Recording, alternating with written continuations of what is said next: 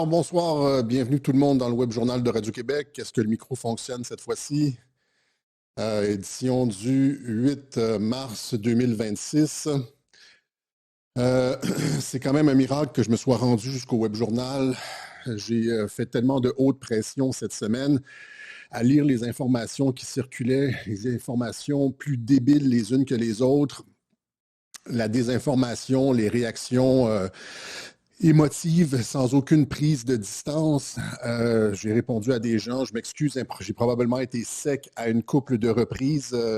Malheureusement, c'est ma job. Je passe, cette semaine, j'ai dû passer 16 heures par jour sur les réseaux sociaux, X et d'autres réseaux, et puis à colliger toutes les informations, à lire des textes et ouais, j'ai sûrement perdu de patience, j'ai sûrement perdu patience à quelques reprises avec des gens, on s'en excuse, mais c'est ça, si on veut avoir si on veut prendre le pouls de l'actualité, il faut le faire. J'ai l'impression, moi, qu'il y a beaucoup de personnes qui commentent, qui se mettent pas les mains dans le cambouis, et qui ne se salissent pas, tu vois, et qui, finalement, qui ont des interprétations de surface. Et on ne fait jamais ça à Radio-Québec. On fait toujours des interprétations incisives et on a raison, OK? Et ça va être la même chose cette fois-ci, encore une fois. On va être les seuls à défendre, on va être les seuls au monde, comme ça arrive très souvent à Radio-Québec, on va être les seuls au monde à défendre une certaine thèse sur ce qui est en train de se passer à l'Iran, dans la continuité de ce qu'on expliquait la semaine dernière. Et on va avoir raison comme à chaque fois par le passé, comme on a eu raison avec le Venezuela, c'est la même chose ici. C'est pas parce qu'on voit des explosions que c'est différent. On va l'expliquer. Il y a tellement d'informations, je ne sais pas comment je vais m'en sortir. Je pense que j'ai mal monté le Web Journal, ça part dans tous les sens. J'ai mis comme plein de photos ici, de trucs dont je veux parler. Donc, soyez patients avec moi, je vais essayer de faire ça. C'est ça, j'ai probablement eu quelque chose comme 220 de pression cette semaine, surtout jeudi, vendredi, samedi. J'étais comme. J'ai dû aller m'allonger une couple de reprises.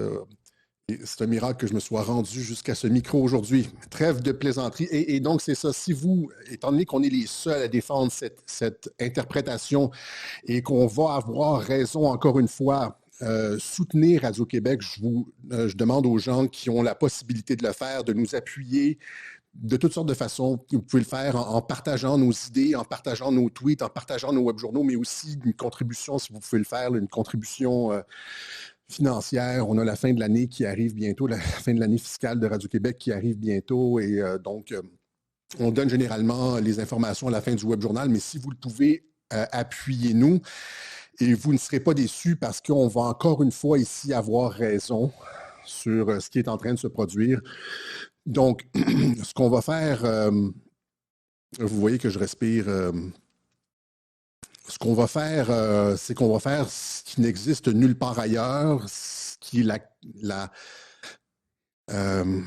marque de commerce de Radio-Québec, c'est qu'on va prendre de la hauteur et qu'on va regarder les choses avec de l'objectif. Il y a des gens qui pensent prendre de la hauteur en disant « Oh, Trump est contrôlé par Israël » ou « C'est une guerre par procuration contre la Chine, etc. » C'est comme oui, mais non, c'est comme, c'est ça, c'est des explications faciles quand tu n'as pas regardé dans le détail. Puis on va faire deux choses. On va aller macro, puis on va aller micro aussi. Donc, on va continuer dans le sens de ce qu'on avait la semaine dernière. J'ai failli commencer ce Web Journal en disant, je me suis dit, je vais faire ça à mes auditeurs, en disant, bon, mais il n'y a aucun bateau américain qui est encore coulé. OK, on se revoit la semaine prochaine, à la prochaine.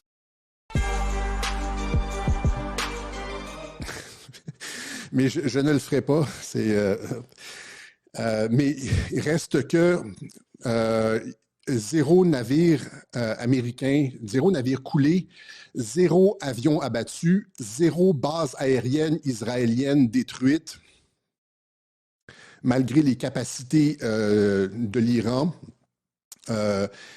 Et ce qui apparaît ici, c'est que l'Iran n'essaie pas de dégrader les capacités militaires des USA ni d'Israël. Et là, vous allez me dire, oui, mais ils tirent sur des bases. Ah oui, ils tirent sur des bases. Et là, on va y arriver. La raison pour laquelle ils tirent sur des bases, mais pas sur des bateaux. Donc, il y a plusieurs bases américaines dans la région. On va y aller un petit peu comme rapidement comme ça. Là. Je vais prendre mon air d'aller. Je suis extrêmement nerveux parce que j'ai passé les 3 derniers jours avec de la haute pression. Puis là, je dois faire un web journal. Mais donc, les bases américaines dans la région reçoivent leur lot de tirs, de missiles balistiques, de drones, etc., etc. Et donc, pourquoi les bases, mais pas les bâtiments? Donc, c'est la première question que nos stratèges de pacotille devraient se poser. Tu sais, tous ceux qui commentent, là, les experts, là, pourquoi les bases, là, je saute un petit peu du coq à l'âne, c'est pas comme ça que j'étais supposé commencer, mais pourquoi les bases plutôt que les navires? Et pourquoi pas d'avions, etc.? Ben, parce qu'on est dans un processus, comme Trump l'a expliqué dans son National Security Strategy, les États-Unis sont dans un processus de restructuration de leur positionnement stratégique mondial et abandonnent le reste du monde et se concentrent sur ce qu'ils appellent l'hémisphère occidental. Donc, les bases ne sont plus nécessaires. C'est comme les bases en Afghanistan. Ils les ont abandonnées. Les bases ne sont pas nécessaires. Et donc, l'objectif, c'est un retrait américain de la région. Et donc, les Iraniens peuvent tirer autant de missiles qu'ils veulent sur les bases. Les bases ne sont pas une ressource stratégique pour les États-Unis et comptent quitter la région et les bases peuvent être détruites, etc. Les États-Unis vont se concentrer sur l'hémisphère occidental. Et donc, en ce qui concerne, c'est ce que j'ai appelé ici, j'ai fait des web journaux là-dessus, RIP, l'Empire américain, quand Donald Trump a annoncé qu'il mettait un terme, qu'il commençait les licenciements dans la CIA, des mises à la retraite et qui le coupait le USAID et tu vois, toutes les structures de révolution colorées, etc. Ça fait 1 an qu'on en parle. Il y a un repositionnement stratégique des États-Unis global. Ils cessent les opérations de changement de régime de la CIA. Là, changement de régime, il n'y en aura pas en Iran de changement de régime. On va y arriver. Vous allez voir qu'il n'y aura pas de changement de régime malgré ce que soit Israël. Et je pense que les États-Unis ont été très clairs là-dessus. Ça va devenir clair à la fin du web journal. Et donc, c'est un repositionnement. Et donc, les bases ne sont pas nécessaires. Maintenant, il n'y a aucun navire coulé malgré les capacités balistiques de l'Iran. Je vous ai montré la dernière fois plusieurs coupures de journaux, pas de coupures de journaux, des articles où on explique qu'au début du 21e siècle, à l'ère des missiles hypersoniques, les porte-avions sont inutiles et inefficaces et c'est la chose la plus facile à couler. Il n'y a aucune défense contre un missile balistique. Et là, posez-vous la question, pourquoi l'Iran ne tire pas de missiles balistiques sur des porte-avions américains alors qu'ils se sont fait décapiter? C'est-à-dire leur chef suprême là, et 48 autres hauts dignitaires du régime ont été vachement abattus par des traîtres, le démon américain, etc. Ils ne tirent pas. Il n'y a aucune réplique significative. C'est parce que si l'Iran ne réplique pas sérieusement, c'est qu'ils savent que le régime n'est pas menacé. OK? Ils savent que le régime n'est pas menacé parce qu'ils peuvent couler en 1 heure, en 10 minutes. Ils peuvent couler un porte-avions, ils peuvent couler les 2, puis je pense qu'il y en a un troisième, ils peuvent couler les 3 porte-avions américains qui sont dans la région. Okay? Ce n'est pas moi qui le dis, c'est Pete Hegseth lui-même. Pete Hegseth, en 2024, a expliqué que les États-Unis, le Pentagone, dans toutes les simulations qu'ils font avec la Chine, perdent tout le temps parce qu'à chaque fois, tous les groupes de porte-avions qui sont envoyés en Asie pour, par exemple, défendre Taïwan, sont coulés en dedans de 10 minutes par la Chine, par les missiles hypersoniques. Je vous laisse à Pete Hegseth qui dit qu'à l'ère des missiles hypersoniques, il n'y a aucun porte-avions qui survit.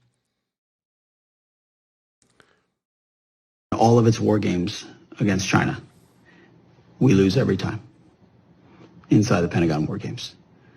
We know what our real capability. You see, we didn't even get to this part of the war on warriors. I mean, the military-industrial complex, the way we procure weapon systems.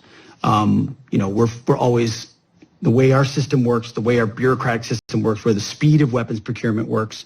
We're always a decade behind in fighting the last war. Outset. Take hypersonic missiles. So if our whole if our whole power projection platform is aircraft carriers and the ability to project power that way strategically around the globe, and yeah, we have a nuclear triad and all of that, but a big part of it. And if, 15 hypersonic missiles can take out our 10 aircraft carriers in the first 20 minutes of a conflict. Qu'est-ce qu'on peut faire si 15 missiles hypersoniques peuvent sortir de l'équation, peuvent détruire 10 porte-avions dans les 15 premières minutes, dans les 20 premières minutes du conflit? Comprenez? Ça, c'est Pete Hegseth, le ministre de la Défense, qui le dit. Les porte-avions ne servent à rien. L'Iran peut couler les porte-avions. Il ne le fait pas parce qu'il sait que le régime n'est pas menacé. Il y a d'autres personnes qui le disent. J'avais un autre clip, Kyriakou, qui a interviewé un ancien de la CIA, Kyriakou, qu'on a vu récemment sur les réseaux sociaux, qui dit, il a parlé à Douglas McGregor, qui est une nullité incroyable, Douglas McGregor. Je ne comprends pas pourquoi les gens le partagent. C'est toujours de la merde ce qu'il raconte. Mais là, ici, il a raison là-dessus. Il dit que Douglas McGregor dit qu'il n'y a aucune parade contre des missiles hypersoniques sur des porte-avions.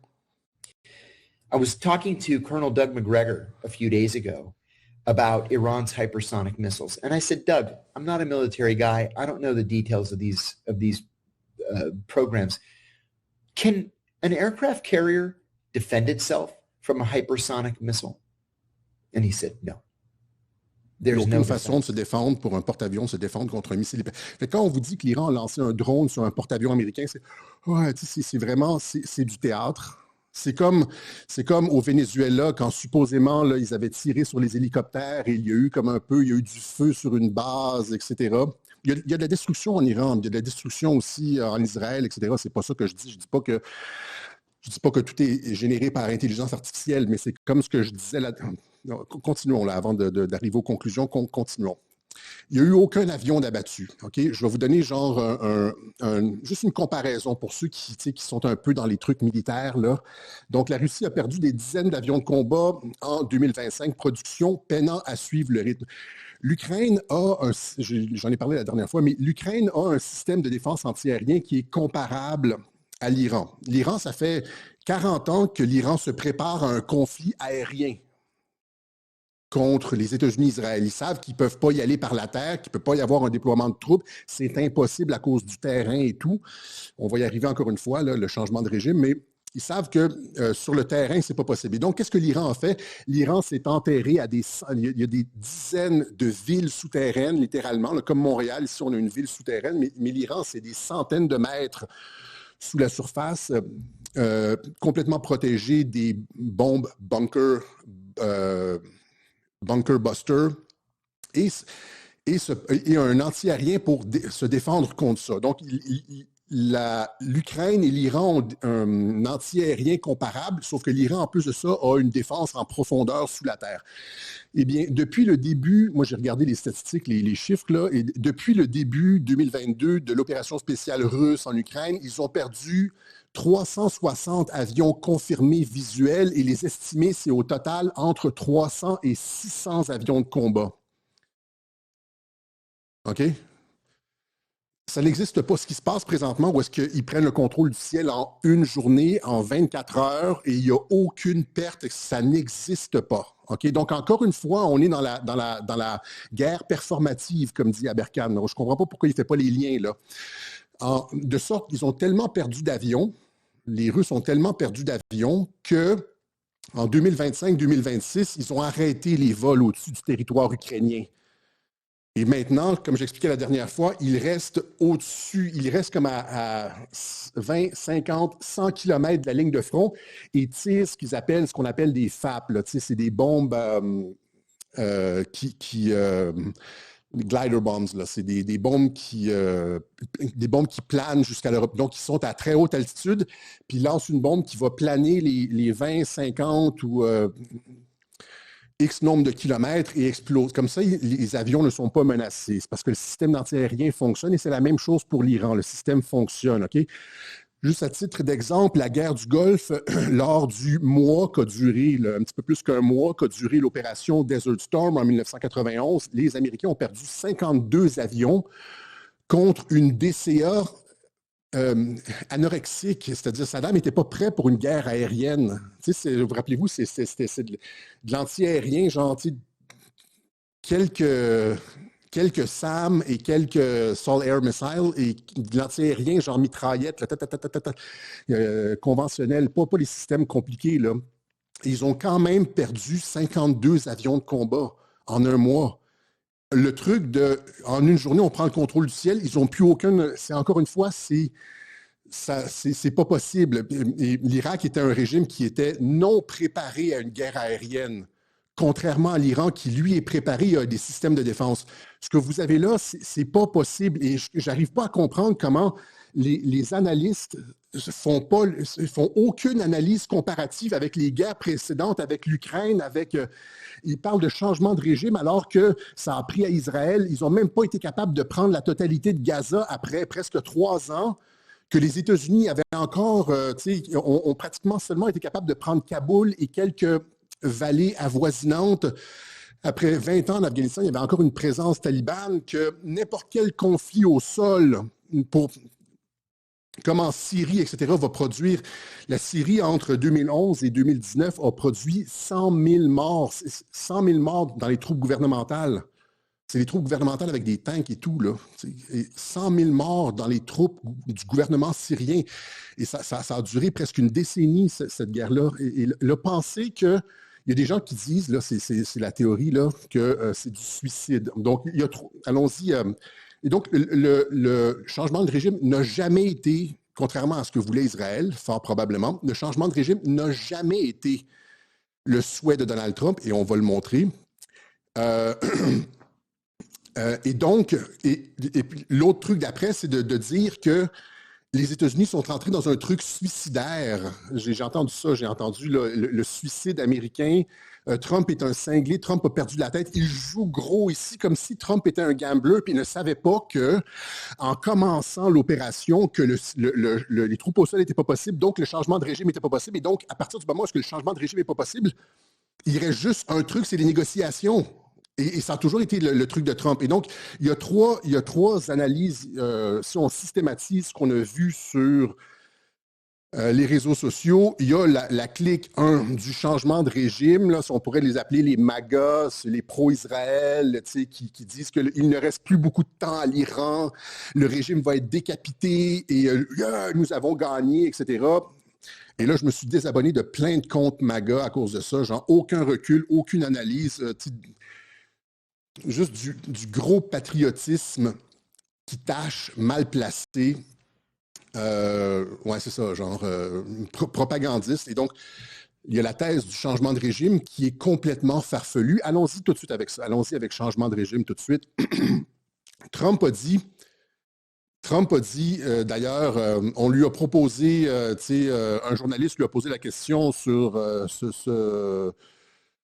l'héritier du chat, Reza Pahlavi. Et il a dit, il est bien gentil, mais non, on ne prendra pas. He's a nice guy, but I'm looking for someone from within Iran. Il est très gentil, mais on va prendre quelqu'un à l'intérieur de l'Iran. Et ça, c'est probablement le candidat d'Israël, qui essaie de pousser ça. Et après que Trump ait dit non, lui, Pahlavi, je m'excuse, a dit genre oui, j'ai accepté le mandat du peuple iranien pour mener un gouvernement de transition, ta gueule, connard, personne ne t'a sonné. Et il va aller nulle part, OK? Malgré les tentatives de le pousser, de le mettre à l'avant-scène, etc. Il y a comme une espèce de cabale sur les réseaux sociaux pour dire que c'est le prochain, etc. Mais finalement, il ne va rien se passer parce qu'il n'y aura pas de changement de régime, comme je l'ai expliqué. Mais là je vais vous montrer 2 clips intéressants. Un, ce que Trump lui-même a dit à CNN, Dana Bash de CNN, et aussi lui, comment il s'appelle? Guillaume Ancel, qui a l'analyse la plus... C'est comme un oasis de fraîcheur. C'est le seul qui a eu des propos intelligents sur les plateaux français de toute la semaine. Donc, Guillaume Ancel sur les objectifs de la guerre et le changement de régime. Vous croyez à une guerre courte, 2 à 5 semaines, comme l'affirme Donald Trump? Oui, probablement moins que cela, pour plusieurs raisons. La première, c'est que Donald Trump sait pertinemment que son électorat, parce que c'est la seule chose qui l'intéresse avec le fric, ne soutiendra pas un conflit lourd du type invasion de l'Afghanistan. Et d'ailleurs, il n'y a pas de force d'invasion prévue. Quand il parle éventuellement des hommes au sol, c'est uniquement pour des échauffourées très nucléaires ou les bateaux. Pardon, mais c'est inatteignable. Donc en fait, il n'atteindra aucun des 2 buts de guerre présupposés. C'est-à-dire le régime ne tombera pas, le programme nucléaire ne sera pas détruit? En fait, il a 2 possibilités. Soit il négocie un accord avec ce qui reste du pouvoir actuel, et j'ai peur que ce soit plutôt ce qu'il a en tête. Ça, Soit c'est il encore espère, possible de revenir bien autour sûr. de la table des Mais d'ailleurs, négociations? il l'a dit avant-hier, que les Iraniens, le pouvoir iranien souhaitait lui parler, et qu'il va leur parler.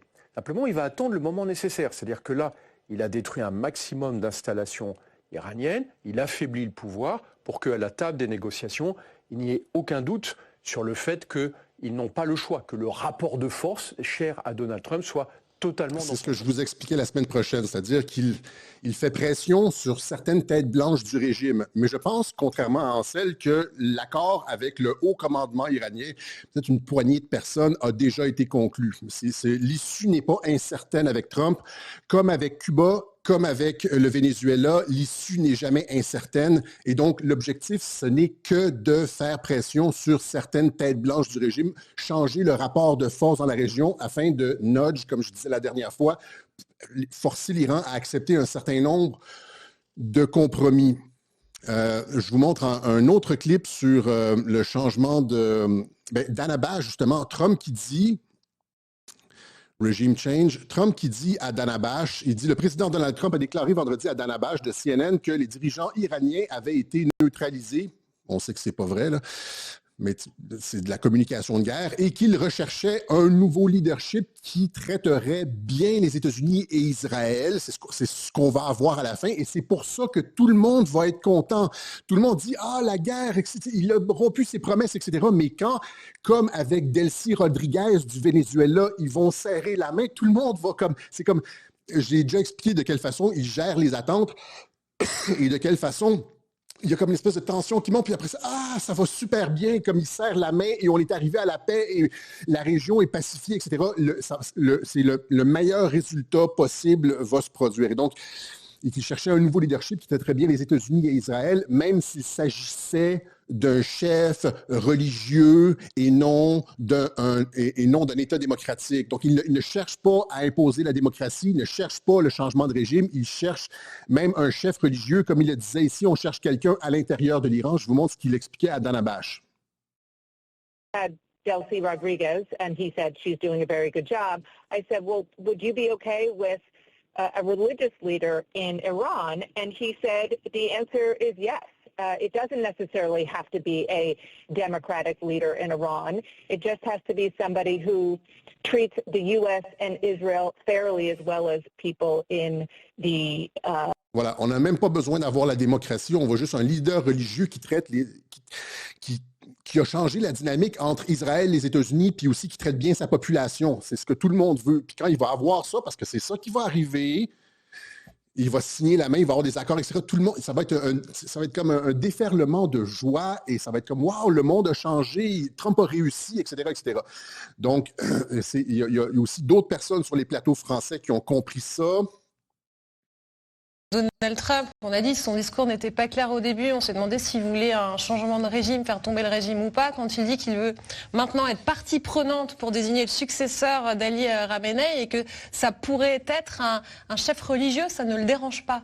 Il y a encore pire que ça, il a dit qu'il avait pensé à quelqu'un qui était mort. Donc ça veut dire que c'est quelqu'un du régime auquel il avait pensé. Je pense que les États-Unis ne peuvent pas assumer clairement un régime change comme les Israéliens le font. Même si Donald Trump, la théorie...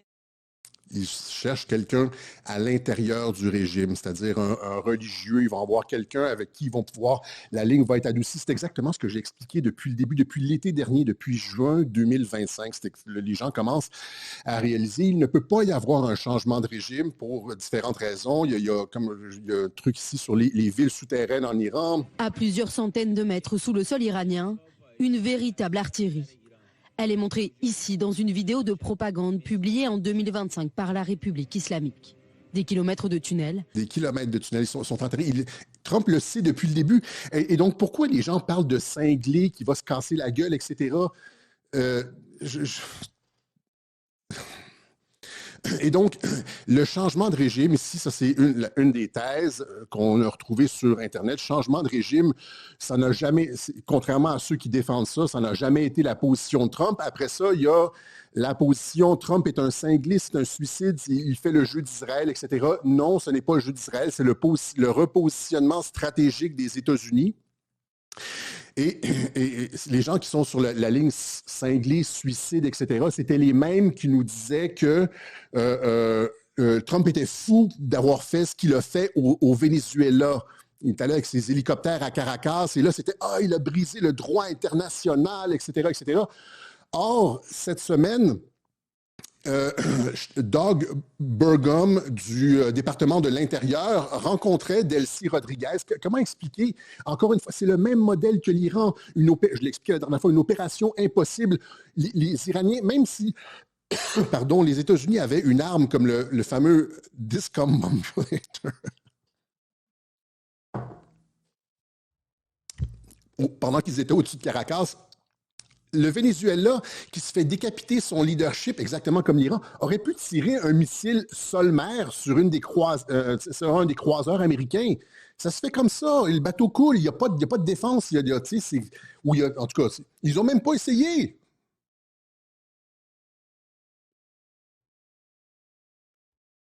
Ils n'ont même pas essayé. Les Américains sont venus cueillir comme Maduro, comme une pomme, puis après ça, tout va bien. Et là, ils ont juste des bons mots pour tout le monde. Ils se tapent dans le dos d'Delcy Rodriguez et Doug Burgum, etc. Elle félicite le président Donald Trump. So, I would like to also take this opportunity to salute and thank President Trump for his post, which he did just as we were meeting. Since that operation, we've been working closely with the new president of Venezuela, Delcy Rodriguez, who's doing a great job working with us. She's doing a great job. Et ça va être la même chose avec l'Iran. Éventuellement, il va comme louer ou louanger l'accord avec le nouveau régime. Là, maintenant, c'est comme c'est les pires bouchers sanguinaires, comme Kim Jong-un était le pire boucher sanguinaire avant de lui serrer la main. Et c'est la même chose avec l'Iran. Ce sont les pires bouchers sanguinaires. Mais après ça, dès qu'il va y avoir un nouveau leadership, ça va être genre, nous félicitons le nouveau leadership pour son ouverture, etc. Et là, tout le monde va être comme, Hein,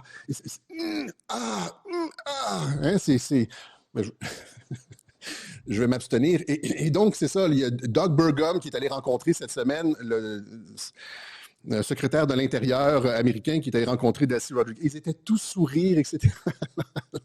Il vient de se faire kidnapper. Et vous y avez cru, n'est-ce pas? Quand c'est arrivé, le truc d'hélicoptère, je vous ai expliqué que c'était pas possible, puis que c'était comme qu'il allait avoir aucune conséquence, mais vous y avez cru quand même, parce que vous n'êtes pas capable de sortir de vos hosties d'ornières. Il n'y a personne qui est cartésien ici sur X, aucun analyste. Qu'est-ce que c'est? Des cartes, c'est le fait que les sens sont trompeurs, c'est le rationalisme. C'est comme un représentant ce qu'on appelle le rationaliste, c'est-à-dire qu'on ne peut pas nécessairement faire confiance à nos sens qui nous déçoivent, qui sont trompeurs, on croit que, etc. Et donc, il faut reculer vers la raison. Donc, prioriser la raison sur les sens, n'est-ce pas? Et c'est l'essence de l'art de la guerre, puisque tout l'art de la guerre est basé sur la duperie. C'est pourquoi, lorsque vous êtes capable, feignez l'incapacité, actif, la passivité, proche, faites croire que vous êtes loin, faites croire que vous êtes proche. Ce n'est que ça. Et là, présentement, tout le monde réagit à chaud, je veux dire, sans aucun recul sur les événements.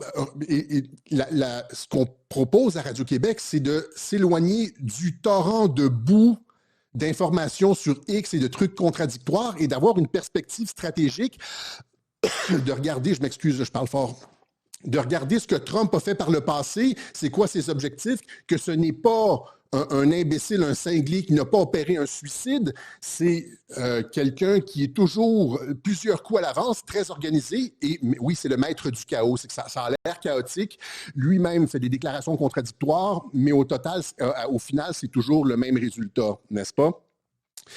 Donc, tout ça pour dire que présentement, ici, l'envoi des troupes au sol est une perte de temps. Ça a été exclu complètement. Et là, maintenant, le régime iranien a dit en début de semaine qu'il voulait discuter et c'est plus loin que ça. C'est-à-dire que le sous-ministre des Affaires étrangères, Majid Takht Ravanchi, je l'ai bien eu, a annoncé qu'ils étaient prêts à discuter l'Iran dit qu'il est prêt à abandonner son programme nucléaire si les États-Unis font une offre satisfaisante. Les discussions vont reprendre. La fin de la guerre est certainement déjà planifiée. Il s'agit d'opérer un certain nombre de frappes stratégiques, c'est-à-dire que oui, il y a un aspect diplomatique où on fait pression, comme je l'ai expliqué, on se positionne contre certaines têtes blanches, on affaiblit le pouvoir de certaines têtes blanches, et aussi il y a fort probablement eu déjà des négociations sur le fait que l'Iran n'allait pas avoir le droit d'avoir une marine, et c'est pour ça qu'ils ont détruit tous les bateaux iraniens. Et il y a ce truc-là où est-ce que les Iraniens n'attaquent pas les bateaux américains, seulement les bases dont ils n'auront plus besoin dans quelques mois. Hein, ils ont quitté l'Afghanistan, ils ont réduit leurs effectifs en Irak, partout au Moyen-Orient, etc. Il reste juste quelques bases, etc. Et bientôt, ils n'en auront plus besoin. Donc, frappez-les comme vous voulez. Et cependant, il était la navigation libre dans le détroit d'Ormuz et plus aucune menace sur l'approvisionnement en pétrole mondial par une marine iranienne a probablement aussi été négociée. Et c'est la raison pour laquelle les bateaux coulent, ça a été convenu d'avance, etc., etc. Okay? Donc, ils sont capables de mettre en scène un certain nombre de choses. Rappelez-vous, encore une fois, l'opération au Venezuela, il y a comme des trucs, des explosions. Il était censé y avoir plusieurs morts à Caracas. Et il y a même alors que tout était planifié d'avance, il y a même un pilote blessé qui a été décoré de la médaille du Congrès, la médaille d'honneur du Congrès.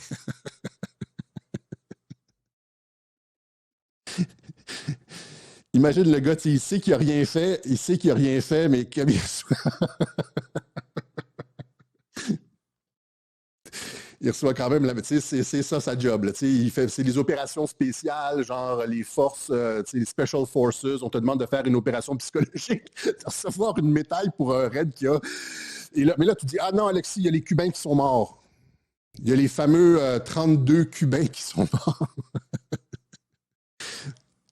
Et il y a même eu une parade à Cuba, là, genre les 32 Cubains qui sont morts, etc. Mais si on comprend que, encore une fois, tout ça a été réglé d'avance, Cuba a participé, parce que Cuba, maintenant, si on le sait, Cuba va aussi se libéraliser. Je ne sais pas si c'est démocratisé, il n'y a pas encore d'annonce, mais cette semaine, Trump annonçait que Cuba allait avoir un réel changement de régime, d'où pas un changement de régime imposé.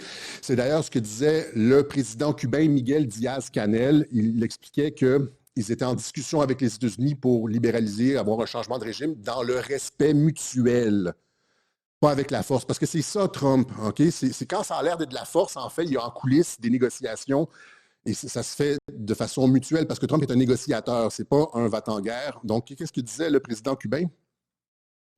Cuba está dispuesta a un diálogo con los Estados Unidos, a un diálogo sobre cualquiera de los temas que se quiera debatir o dialogar. ¿Con qué condiciones? Sin presiones, bajo presiones no se puede dialogar, sin precondicionamiento, en una posición de iguales, en una position de respect. Position de respect, d'égal à égal, sans précondition, etc. Vous voyez comment c'est bien fait. Donc, une position de respect. Ce n'est pas les États-Unis qui arrivent et qui étranglent Cuba. Cuba arrive eux-mêmes, le régime arrive lui-même à cette propre conclusion-là. On remercie Hello de Hello Traduction pour toutes les traductions qu'on fait. On ne l'a pas remercié la dernière fois, c'est super. On lui envoie ça à la dernière minute et puis elle nous fait ça presque spontanément. Merci beaucoup, c'est très, très, très apprécié. Et donc, ne voyez-vous pas le pattern, c'est toujours négocié en coulisses. Si c'est annoncé maintenant, c'est que ça a déjà été probablement presque tout ficelé par le passé. Trump, on l'a déjà expliqué, quand il fait une annonce, c'est que c'est déjà réglé. On l'a montré à plusieurs reprises. Et donc, regardez, Cuba, Venezuela, c'est comme, tu sais, ils sont presque, c'est presque, tu sais, c'était presque la Saint-Valentin entre Doug Burgum et Delcy Rodriguez. Comment expliquer ça? Même chose avec Cuba. Et donc, quand on dit que les 32 trucs de Cuba sont morts, ça faisait probablement partie de la même opération psychologique de discombobulator. Et donc, Cuba joue le jeu, comme le Venezuela joue le jeu, etc. Et ça va être la même chose avec l'Iran. Donc, pas de changement de régime, c'est pas le truc de Trump, OK? Contrairement à tous les imbéciles qui, je veux pas, il y a des amis qui pensent au changement de régime, mais je veux pas tout le monde mettre tout le monde dans le même panier, mais non, je vais retirer imbécile. Je m'emporte des fois, mais après ça, il y a les cinglés. Trump est un cinglé. Trump, tu sais, un suicide politique, c'est pas du tout un suicide politique. Et après ça, il y a l'interprétation Q, Patriots in control. Les patriotes sont en contrôle. Il n'y a jamais de dérapage. Et c'est d'ailleurs ce qu'a publié la Maison-Blanche aujourd'hui même, 8 mars. Hein? Patriots are in control. Ça, c'est un truc de Q. Guerre aérienne, c'est moi un pilote. Patriots in control, in case you missed it. Les patriotes sont en contrôle. Et ça ne veut pas dire, ça veut pas dire qu'on est en train de dominer l'Iran. Patriots in control, ça veut dire que malgré les apparences de dérapage ou que ça va mal, etc., tout est sous contrôle. Okay? C'est ce que j'explique. C'est la même chose avec fucking le Venezuela, avec Cuba, etc., avec Kim Jong-un, Patriots in control. Il n'y aura pas de troisième guerre mondiale avec la Corée du Nord. Les patriotes sont... Pourquoi Patriots in control? Parce que c'est déjà réglé d'avance. OK? Et encore une fois, là, tu dis, oui, mais Alexis, ils ont tué l'ayatollah. Non, ils ont fort probablement, en tout cas, en ce qui me concerne, ils ont d'aucune façon tué le leader iranien, étant donné que l'objectif, c'est de mettre quelqu'un de modéré à la tête de l'Iran. C'est comme Maduro, tu retires le leadership. Et par exemple, il y a des trucs, par exemple, qui montrent que, premièrement, c'est impossible, c'est hautement, je l'ai expliqué la dernière fois, c'est pratiquement impossible de certifier que quelqu'un est mort avec une frappe aérienne. C'est pratiquement, en termes militaires, là, soyons clairs, ceux qui suivent les opérations militaires depuis un certain temps, tu ne peux pas tirer un missile à, je ne sais pas, comme à 20 km sur un bunker, puis dire 1 heure après, nous certifions que le gars est mort. C'est impossible. Parce que il y a toutes sortes parce que tu n'as personne sur le terrain pour vérifier, voir le cadavre, il y a un ensemble de trucs qui rendent ça impossible. Et donc, juste le fait de dire après une heure de la frappe, il est mort, alors que ça arrive, des personnes annoncées mortes qui survivent, ça arrive à tous les... à toutes les années, il y a des leaders talibans, des leaders de l'État islamique, des leaders de Boko Haram, etc., de Al-Qaïda, qui sont frappés. Ils ont la certitude qu'il est dans ce bunker-là ou qu'il est dans cette maison-là. Ils frappent avec un missile. Il est annoncé mort, le leader est annoncé mort, et 2 semaines après ou 1 an plus tard, on le voit apparaître, puis non, il n'est pas mort, etc. Et donc, c'est pratiquement impossible de certifier la mort de quelqu'un. Et donc, si 1 heure après ou 2 heures après, on certifie la mort de quelqu'un, c'est parce que c'est arrangé avec le gars des vues, comme on dit au Québec. Parce qu'il n'y a aucune... Les experts militaires savent qu'il n'y a aucune façon de certifier, comme avec Abu Bakr al-Baghdadi, le leader de l'État islamique, qui avait été annoncé mort par une frappe russe en 2017 en Syrie. Finalement, il n'était pas mort et Trump l'a annoncé mort en 2019. Abu Bakr Shekou, il a été annoncé mort à plusieurs reprises, un des leaders de Boko Haram, par des frappes aériennes. J'ai juste pris ceux qui étaient morts par des supposées frappes aériennes, supposément morts par des frappes aériennes. En 2009, en 2011, à plusieurs reprises, il a été annoncé mort par des frappes aériennes et genre les généraux américains de Central Command, tu sais, dans leur... avec tous les écrans et tout, puis les trucs, là, genre les battle damage assessment, les ordinateurs et tout, gentil, le confirme mort et il réapparaît par la suite parce que c'est facile de tromper pour une frappe aérienne. Omar al-Shishani, un des leaders de l'État islamique, supposément mort en 2016. Il réapparaît avec des audios et des vidéos par la suite, bien vivant. Mullah Akhtar Mansour, je parle trop, je pense que mon ton est peut-être irritant, je suis trop... Je suis trop sur une lancée, là. Mullah Akhtar Mansour, 2016, annoncé mort en 2016, un des leaders talibans. Il réapparaît en 2017-2018 par des frappes aériennes, là. Nour Wali Menshoud, supposément mort en... Je ne me rappelle plus son cas à lui, là, en 2025. Il réapparaît par la suite. Ilyas Kashmiri, supposément mort de Al-Qaïda, supposément mort en 2009. Il réapparaît par la suite, etc. Anwar Al-Awlaki, supposément mort en 2009, il réapparaît en 2011. Il est finalement tué en 2011 au Yémen, un des leaders d'Al-Qaïda. Mokhtar Ben Mokhtar, supposément mort par une frappe aérienne en 2015 à Al-Qaïda en Libye, il réapparaît par la suite, etc., etc. Même chose avec Ben Laden. Rappelez-vous, Ben Laden, à plusieurs reprises, on l'avait annoncé mort et finalement, il réapparaît toujours par la suite jusqu'à temps que une équipe de Navy Seals s'en occupe, au Pakistan, etc., avec toutes les incohérences que ça...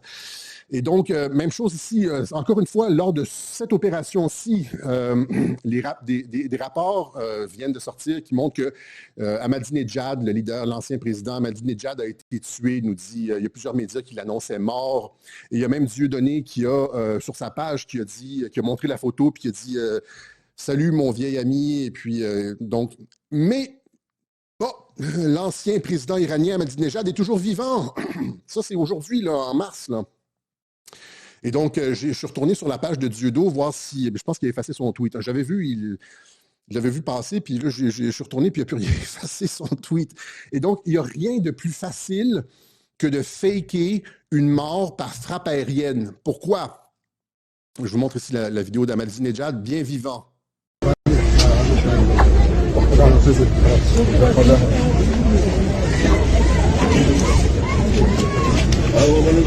Rappelez-vous aussi, l'été dernier, il y avait plusieurs personnes, plusieurs dignitaires du régime avaient été annoncés morts par frappe aérienne et je vous avais montré les vidéos 2 semaines plus tard où on les voyait réémerger dans la foule, etc. Il n'y a rien de plus facile à tromper qu'une frappe aérienne. Si tu veux des nouveaux papiers, là, si tu veux changer d'identité, là, arrange-toi pour te faire frapper par une frappe aérienne puis déclarer que tu es mort. Puis après ça, tu prends tes papiers, puis tu t'en vas vivre à Chypre avec tes nouveaux papiers d'identité. Parce qu'il n'y a aucune façon de certifier la mort. Et donc, quand tu vois les Israéliens et les Américains qui affirment avec certitude la mort de quelqu'un 1 heure après, alors que ça pourrait leur éclater au visage dans le genre, il réapparaît 1 semaine après, ou il est bien vivant dans un hôpital, ou etc., il n'y a aucune façon de le... Et donc, ici, ce qui met la puce à l'oreille, c'est la certitude. Parce que c'est impossible d'avoir une certitude parce qu'ils n'ont personne sur le terrain et ils peuvent se faire tromper par des communications dans le genre, les Iraniens disent « Ah, l'ayatollah est mort, etc. » Puis là, « Oh, on va annoncer ça au monde entier. » Puis là, ils se font avoir. Il est toujours vivant, etc. C'est la certitude qui rend ça ultimement suspect. OK? Pour plusieurs raisons. On demande à Grok la vérification d'un confirmed kill, d'une mort certifiée lors d'une frappe aérienne ou drone est extrêmement difficile pour plusieurs raisons structurelles et opérationnelles. Ces défis expliquent pourquoi on voit régulièrement des annonces initiales de mort suivies de démentis vidéo, etc., etc. Bon, là, on sort tous les trucs. Il n'y a personne sur le terrain. Il y a comme pour vérifier, blablabla. Je ferai une capture d'écran. Et là, on dit donc... les armées annoncent parfois un kill probable ou confirmé par intelligence pour des raisons politiques, de communication, montrer le succès, etc. Mais la confirmation réelle peut prendre des semaines et des mois, voire ne jamais arriver. Il n'y a aucune façon qu'ils puissent certifier, à moins d'être certain qu'il ne réapparaîtra pas, là. Et donc que ce soit convenu avec les Iraniens. Il n'y a aucune façon de certifier qu'il est réellement mort. Le fait qu'ils aient la certitude et qu'il l'ait certifié alors que ce n'est pas possible, ça, c'est tout de suite la puce à l'oreille. Et donc, en résumé, même avec des armes précises, la confirmation fiable d'une mort repose sur des preuves physiques ou biologiques quasi impossibles à obtenir en temps réel dans ces contextes asymétriques. C'est pourquoi les cas de ressuscité sont fréquents. L'annonce initiale est basée sur l'intelligence forte, mais pas infaillible. La réalité du terrain contredit souvent. Et juste le fait qu'ils aient certifié et qu'ils aient pris la chance de perdre la face, ça vous montre que c'était arrangé d'avance. Je ne sais pas si vous comprenez ma logique, là. OK, vous avez compris. Le fait que ça a été certifié, c'est que ça a été convenu avec les Iraniens, parce que tu ne peux pas le certifier, puis ça peut t'exploser au visage. Méditez là-dessus, là. Tu sais, les géopoliticiens de pacotille, là. Pensez bien à tout ça, là. Confirmation est impossible. Voilà. En tout cas, je pense que vous voulez que je passe à un autre sujet. Tout ça pour dire qu'on est rendu à combien? 48. Tout ça pour dire que... Est-ce que j'avais autre chose? Je pense que je suis parti comme un fou, là. C'est ça. Tout ça pour dire que jamais Trump n'aurait, en année électorale comme ça, à quelques mois des midterms, jamais Trump n'aurait pris la chance de tout perdre, c'est-à-dire d'entrer dans une guerre dont l'issue n'est pas certaine, avec un possible effondrement complet de ses appuis. Là, ses appuis diminuent, mais c'est, encore une fois, étant donné que Trump, c'est le maître du chaos, il y a une raison pour laquelle, pas pour laquelle ses appuis diminuent, mais je vais y arriver, là. C'est-à-dire qu'il y a une relation avec Israël là-dedans. Mais tout ça pour dire que la fin de la guerre est déjà planifiée, comme pour les mêmes raisons logiques qui font en sorte que tu ne peux pas annoncer une mort par frappe aérienne, certifier une mort par frappe aérienne, sauf si tu t'es pas entendu avec le régime iranien à l'avance, parce que tu pourrais perdre la face. C'est la même chose avec l'issue de la guerre. Ça n'a jamais été à propos du changement de régime. Étant donné que tu ne sais pas à propos du changement de régime, tu ne peux pas te lancer dans quelque chose avec aucun but stratégique, etc. Parce que tu sais que tu as une échéance qui s'en vient. Et que quand on pose la question à Donald Trump, je pense que c'est ça ici, il dit « Ne vous inquiétez pas, les prix du pétrole augmentent, etc. Ça va faire mal pour les midterms, etc. » Trump qui dit « Ne vous inquiétez pas, les prix du pétrole vont descendre. » Je ne sais pas où est-ce que je l'ai mis, ça. Ne vous inquiétez pas, ça ne va pas durer longtemps. Les prix du pétrole vont descendre. Je sais peut-être ça ici. There's just no way that Donald Trump is going to allow this country to get into a multi-year conflict with no clear end in sight and no clear objective. He's defined that objective as Iran cannot have a nuclear weapon and has to commit long-term to never... C'est pas ça. Mais il y a un endroit où est-ce qu'il dit que ne vous inquiétez pas, les prix du pétrole vont descendre. Je ne sais pas si... En tout cas, c'est ça ici, voilà. Donc, c'est toujours dans Danabash. Je pense que c'est le même que tout à l'heure. Il a également déclaré que Cuba allait bientôt tomber et a évoqué le prix de l'essence. C'est dans Danabash. Je vais y aller tout de suite parce que c'est important pour comprendre qu'il sait déjà que les prix du pétrole vont descendre parce que ça va être réglé. Delcy Rodriguez, and we have to be a democratic and Israel fairly in the... OK. Désolé, je ne l'ai pas, mais il dit dans cette entrevue-là, il dit justement que les prix du pétrole vont tomber, etc. Pourquoi il sait que les prix du pétrole vont tomber? C'est parce que la guerre ne durera pas longtemps. Pourquoi il sait que la guerre ne durera pas longtemps? Parce que les négociations ont déjà eu lieu. Et donc, les prix du pétrole ici, vous voyez, les prix du pétrole, vers quoi on s'en va? On s'en va vers un boom économique à partir de l'été. À partir du mois de mai, il y a le directeur de la Fed qui va être changé. Un nouveau directeur, Jérôme Powell, va finir son mandat à la Fed et lui, il était reconnu pour maintenir des taux d'intérêt élevés. Et ce qu'on va voir présentement, c'est avec le nouveau directeur de la Fed, une baisse des taux d'intérêt. C'est ce que Trump veut. Donc, une baisse des taux d'intérêt, une baisse du coût du pétrole. On va avoir un gigantesque boom économique, juste ça, c'est au mois de mai, juste avant les midterms. C'est que là, mai, juin, juillet, août, septembre, octobre, ça va être une période de croissance économique. Et donc, ça a déjà été planifié. Le pétrole ne restera pas élevé longtemps. Il va y avoir une baisse des coûts de l'énergie parce que, ben oui, maintenant, il va y avoir, c'est comme avec le Venezuela. Le Venezuela pompe et envoie du pétrole aux États-Unis. Et ça va être la même chose avec l'Iran. Ils vont, il va y avoir une libre circulation du pétrole et puis les coûts de l'énergie vont descendre, les taux d'intérêt vont et donc avec des coûts d'énergie bas et des taux d'intérêt aussi très, très, très, très bas, j'allais dire, the perfect storm pour une explosion économique. C'est tout bien calculé.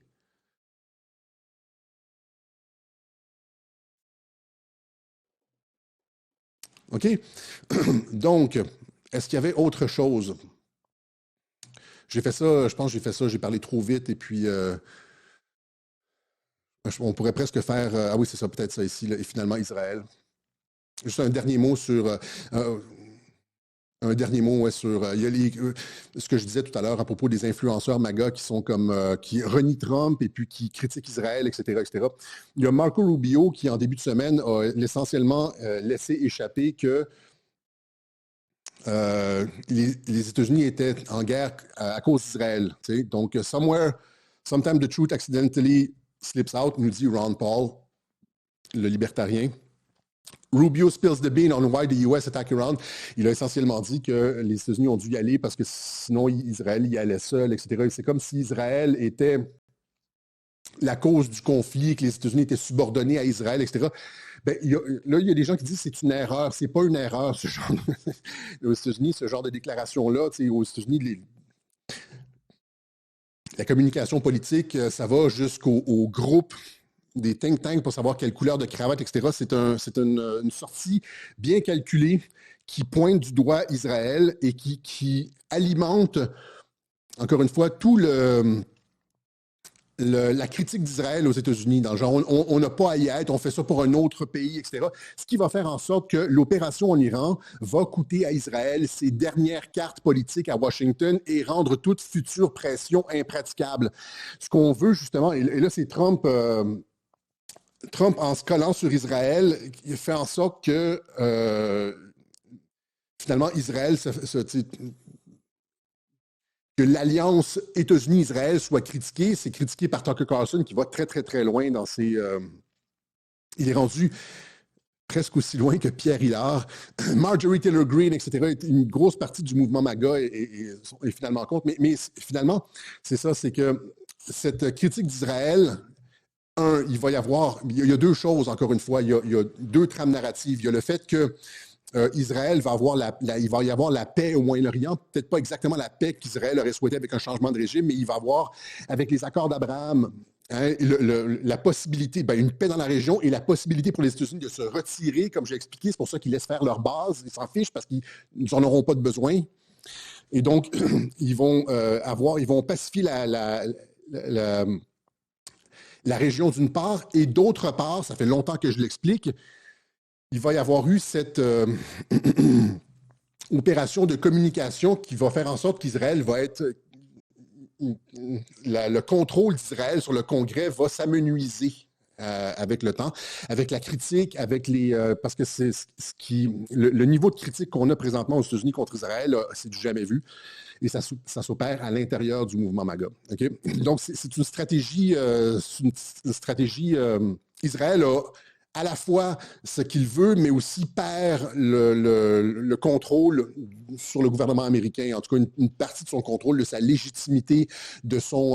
rappelez-vous, à partir du 7 octobre et l'opération sur Gaza, à quel point ils ont perdu des points dans l'opinion publique, pas seulement mondiale, mais américaine.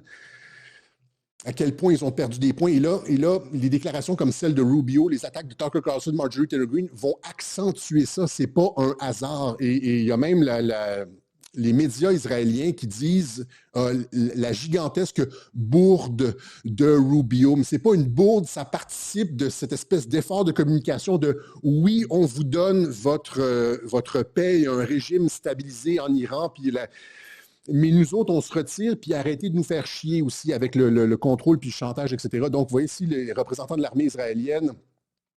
Israël affirme qu'il n'a pas entraîné les États-Unis dans une guerre contre l'Iran. Maintenant, c'est très, très, très...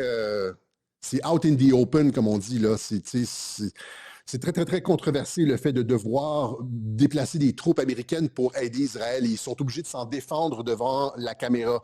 Et comme je dis, c'est probablement la dernière fois que ça se passe. Et donc, l'Amérique ne laissera pas ne se laissera pas entraîner par Israël. Il s'agit d'une opération conjointe, etc. Et il y a aussi donc une nouvelle site de nouvelles israéliennes qui dit la bourde de Rubio, etc., etc. Mais ce n'est pas une bourde, c'est de la communication visant à découpler les États-Unis d'Israël. Meanwhile, Marco Rubio, and possibly the most damaging comment for Israel yesterday, said that the Israelis were planning an attack, and the Americans felt that if they didn't preemptively strike Iran, that the most damaging. Donc, tout ça pour dire que oui, les États-Unis peuvent être amis avec Israël, leur laisser une région comme pacifiée avec les accords d'Abraham, etc.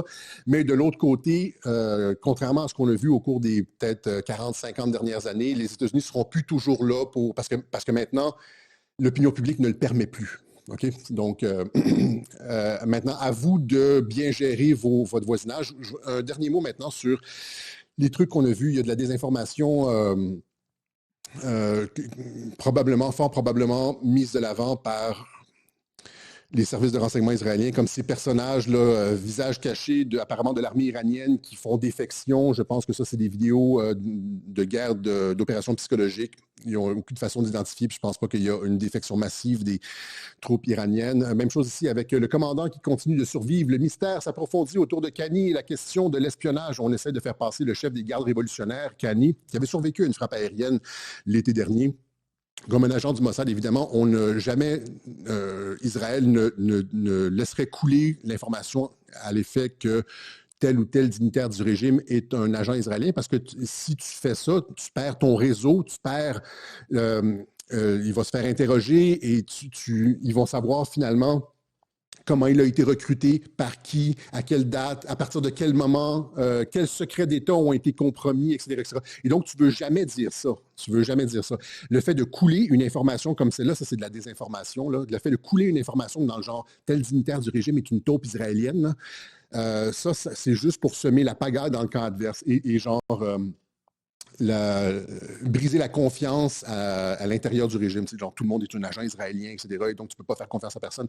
Ce sont les opérations de guerre psychologique, comme le fait ici de dire caméra piratée, algorithme espion, comment Israël a opéré à Téhéran, en nous faisant croire que la frappe israélienne sur le bunker de l'Ayatollah, ils ont réussi à savoir où il était avec des caméras, en prenant le contrôle des caméras de sécurité. Encore une fois, tu ne vas jamais dire... que ton opération a été effectuée de telle ou telle façon et que tu as pris le contrôle des caméras de sécurité, parce qu'après ça, genre,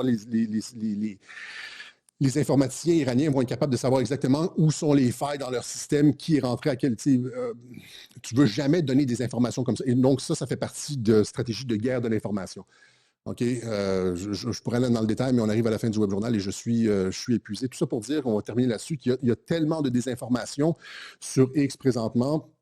Quand Elon Musk disait « You are the media now », je ne sais plus si c'est réellement possible. Il y a des gens qui retweetent n'importe quoi. La Chine a envoyé des avions de combat pour aider l'Iran. Telle personne est morte. Un autre, le bunker X a été attaqué. Voici, il n'y a aucune source. Donc, il y a de la désinformation gouvernementale, comme celle que je vous ai expliquée, là, avec les caméras de sécurité, Kani, etc. Il y a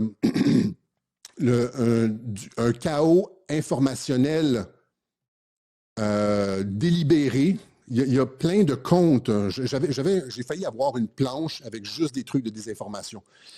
Toutes sortes de comptes, avec X nombre de... Là, tu regardes, ils ont comme 35 000 abonnés. C'est des bots, puis ils sortent de la désinformation, des nouvelles sans source, comme des parachutistes américains ont été arrêtés sans aucune source. Puis après ça, il y a des gens qui partagent ça par insouciance. Et donc, ce que je vais dire, c'est qu'il faudrait, Elon Musk dit « You are the media now », je ne pense pas rendu à l'état où est-ce qu'on est rendu, au moment où est-ce qu'on est rendu, à l'étape où on est rendu sur Internet, je ne pense pas qu'on...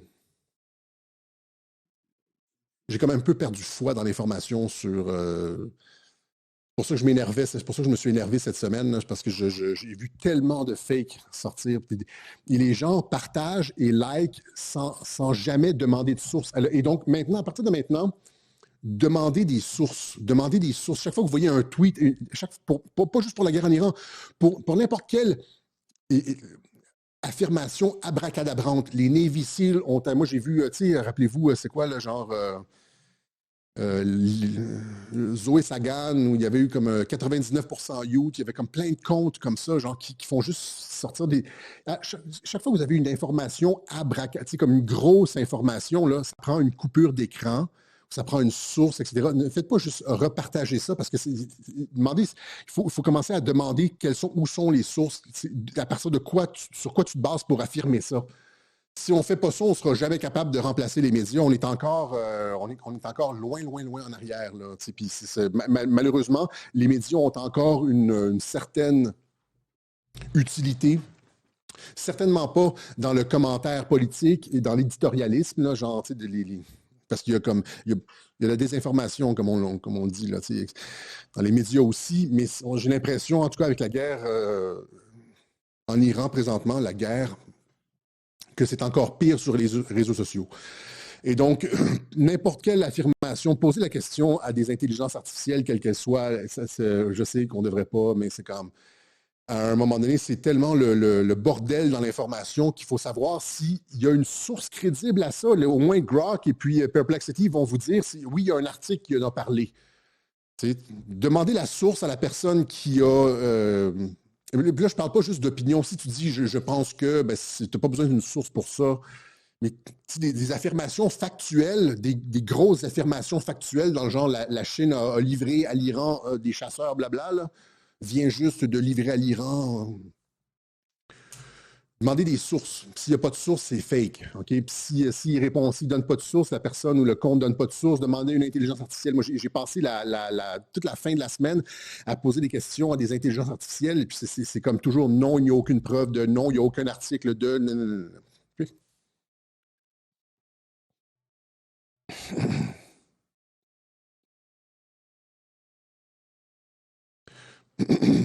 OK. Donc...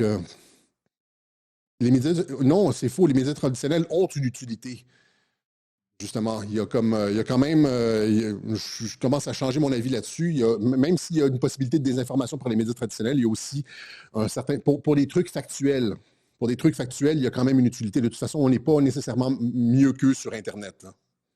OK? Voilà. Donc, c'est ce qu'on avait, je pense que c'est ce qu'on avait pour vous aujourd'hui.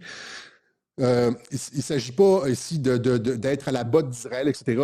La perspective stratégique sur ce qui est en train de se passer là, c'est que les États-Unis se désengagent, laissent leurs bases, vous pouvez frapper les bases autant que vous voulez.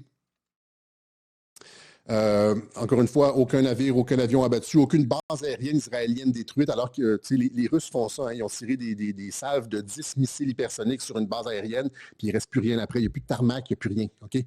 Donc, des trucs complètement... C'est exactement comme le Venezuela, des trucs invraisemblables, même s'il y a réellement des destructions, parce que l'objectif, comme le dit, comment il s'appelle, Guillaume Ancel, ce que j'expliquais la semaine dernière, c'est de forcer certaines têtes blanches, mais il y a comme, dans le conflit, dans le chaos, il y a de l'ordre. Ce qui n'arrive pas normalement dans un conflit ordinaire. Il y a de l'ordre, OK? Et ce qui s'est passé avec le Venezuela, opération militaire complètement invraisemblable. Puis après ça, il va se passer la même chose avec le gouvernement, le nouveau régime iranien. Trump a dit que ça peut être un religieux. Il veut juste que les gens soient comme... que le prochain leadership soit pas hostile à Israël, normalisation des relations avec Israël, normalisation des relations avec les États-Unis, plus ouvert sur des réformes pour sa population, etc., qu'il soit plus une menace. Donc, la fin de la relation conflictuelle entre l'Iran et certains autres pays, etc. Donc, pas de changement de régime. Trump n'est pas un cinglé, il sait exactement, il est sur une timeline. Pourquoi on dit 4 à 6 semaines? Parce que ça nous amène au maximum. C'est en mai que le chairman, que le directeur de la Réserve fédérale change. Et c'est comme un peu comme le temps limite, parce qu'à partir de ce moment-là, il va y avoir une baisse des taux d'intérêt. Tu veux que ça coïncide aussi avec une baisse des coûts de l'énergie pour avoir un boom économique avant les midterms. Et donc, si la timeline s'il y a comme une date limite à la timeline comme ça, c'est que ça a déjà été planifié à l'avance avec l'Iran. Il ne peut pas y avoir eu de frappe sur l'ayatollah et que ça a été annoncé comme ça en dedans d'une heure avec la possibilité de perdre la face alors que ce n'est pas possible de certifier, qu'il aurait pu réapparaître par la suite. Juste le fait de le certifier, c'est la preuve que ça a été convenu d'avance avec l'Iran. Voilà, pas de troupes au sol. C'est à peu près, ce que j'avais pour vous aujourd'hui. Je me suis défoncé la voix. Donc, il n'y a jamais eu d'objectif de changement de régime. On a juste regardé l'Iran, c'est essentiellement dans la continuité de l'Himalaya. Hein, c'est montagneux, c'est dans la continuité de l'Himalaya. Contrairement à l'Irak, c'est un terrain plat, c'est-à-dire c'est très difficile de défendre ça. Hein, c'est un combat de chars avec de l'aviation, puis là, tu peux raser puis même à ça. Donc, méfiez-vous de ceux qui continuent à affirmer que Trump est un cinglé. OK, que c'est un suicide politique, etc. C'est calculé. Et on vous poserez des questions à ceux qui continuent à dire que c'est une vraie guerre et qu'il n'y a pas d'entente entre Trump et l'Iran. Comment ça fait qu'il y a 0 navire coulé alors que, comme le dit X7, la totalité des navires américains peuvent être coulés en 15 minutes par l'Iran. Aucun avion abattu, alors que tu regardes tous les autres cas précédents, etc., c'est complètement farfelu, etc. C'est l'éléphant dans la pièce. Et personne, tout le monde, tous les géopoliticiens de pacotille font semblant comme parce qu'ils ne veulent pas aller où on va à Radio-Québec dans l'analyse. Nous autres, on regarde ça, puis on se pose des vraies questions. Les autres, c'est rien. Je ne veux pas être méchant, mais d'une certaine façon, c'est comme... comment dire? Whatever. Je veux pas être méprisant, là. Tout ça est dans le cadre de ce qui est en train de se passer présentement. C'est l'apaisement de l'Iran, comme avec Cuba et Venezuela. C'est convenu d'avance. C'est dans le cadre d'une doctrine America First. On ramène les troupes, puis on a des accords d'Abraham, etc. Ça fait partie du repositionnement stratégique des États-Unis avec la fin du USA, de l'Empire américain, etc. On retire. C'est pour ça qu'on frappe les bases. C'est bon. C'est ce qu'on avait pour vous aujourd'hui. On va remercier ceux qui font des contributions au Web Journal de Radio-Québec qui nous permettent de sortir cette information-là. On va avoir raison encore une fois. Il n'y aura ni dérapage, ni rien. Il va éventuellement, avant le changement disons ça comme ça, avant le changement du directeur de la Réserve fédérale et la baisse des taux d'intérêt, il va y avoir une baisse des prix du pétrole. Le conflit avec l'Iran va être réglé. C'est sûr, exactement comme ça a été réglé au Venezuela et avec Cuba, etc. Trump, c'est le maître du chaos, mais tout est ordonné, tout est planifié. Et ça a l'air d'être chaotique pour nous, mais finalement, quand on comprend Patriots are in control et qu'on regarde, je ne fais pas juste dire Patriots are in control et puis là, comme arrangez-vous avec ça, là. C'est pas comme un mantra, là. Patriots are in control. Non, je vous montrer les régularités, là. Et regardez la logique derrière ça. Regardez. C'est comme les régularités et la logique qui montrent que Patriots are in control, puis en plus de ça, ils publient. Ne vous en faites pas. Okay? C'est comme... voilà, on est les seuls à défendre ce truc-là sur Internet. On prend des flèches, on se fait insulter, on se fait traiter de... Combien de personnes m'ont dit que je racontais de la merde cette semaine? Pourtant, on a toujours raison. Ceux qui écoutent les web journaux le savent. C'est toujours des gens qui n'écoutent pas les web journaux qui me rentrent dedans avec des clips de 10 secondes. OK. Voilà. Donc, si vous avez les moyens de nous aider, de continuer à maintenir cette ligne unique, originale et surtout véridique sur l'information qui clarifie tout, l'info comme nulle part ailleurs. Vous savez comment faire, il y a des différentes façons, hein, par la poste. Les chèques en euros, c'est à mon nom, Alexis Cossette-Trudel. Le reste, c'est au nom de Radio-Québec Inc. Par Interac, Bitcoin et voilà, par carte de crédit, etc. On n'aurait pas pu imaginer si on était mort financièrement il y a comme en 2018 ou en 2020, ben on n'aurait pas ces informations-là maintenant. Et donc, ça nous permet de continuer. Vous mettez du gaz dans la voiture, c'est ça. Puis nous autres, on les fait, les web journaux, vous mettez du gaz dans la voiture. Voilà.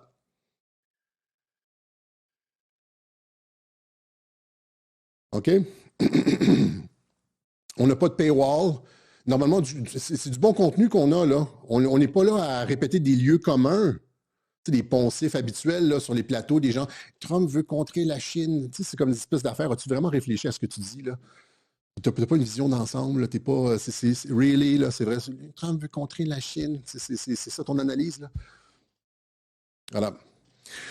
OK. On n'est pas comme ça. On prend des risques et donc, voilà.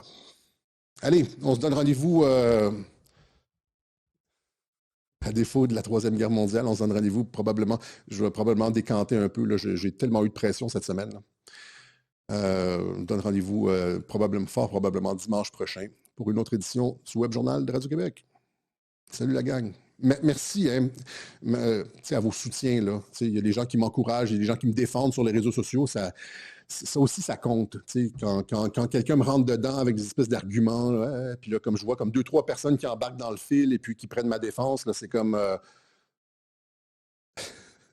Parce que prendre ça tout seul, c'est lourd. OK? Merci. Merci à ceux qui le font. Ciao la gang.